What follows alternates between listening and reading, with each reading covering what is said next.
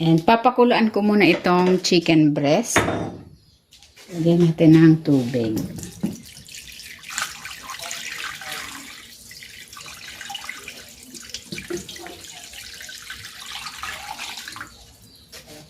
Puntan natin ng asin at ng paminta.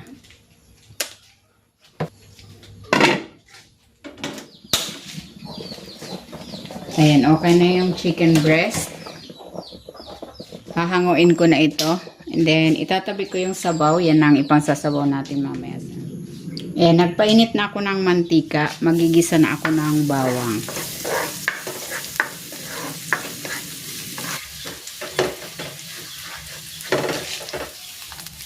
Igigisa ko na rin dito itong sibuyas.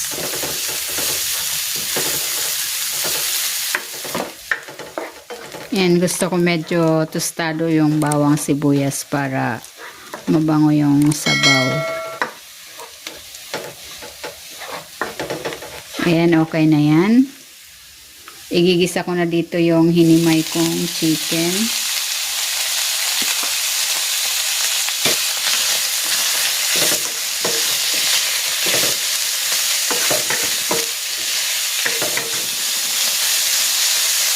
Titimplahan ko ito ng asin,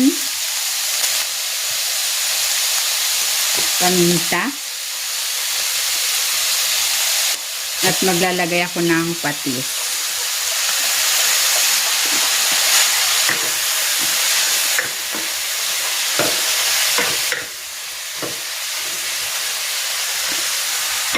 Then, ibubuhos ka na dito yung pinagpakuluan ng chicken breast.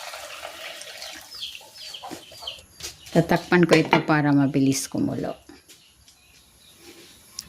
Ayan, kumukulo na. Ilalagay ko na itong sotanghon.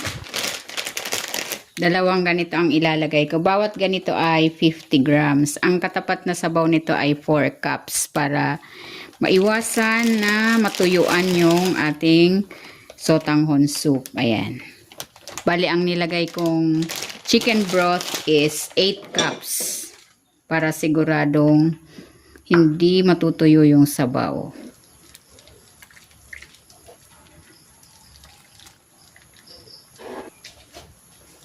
Ilalagay ko na rin dito itong carrots.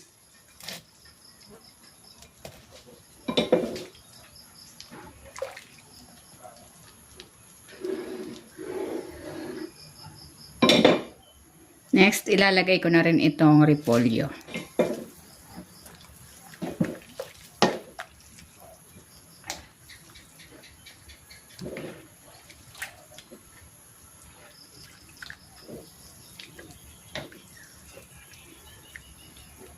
And maglalagay na ako dito ng spring onion.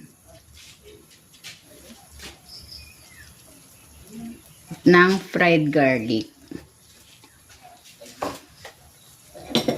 Ayan, luto na itong chicken sotanghon soup. Hahanguin ko na ito.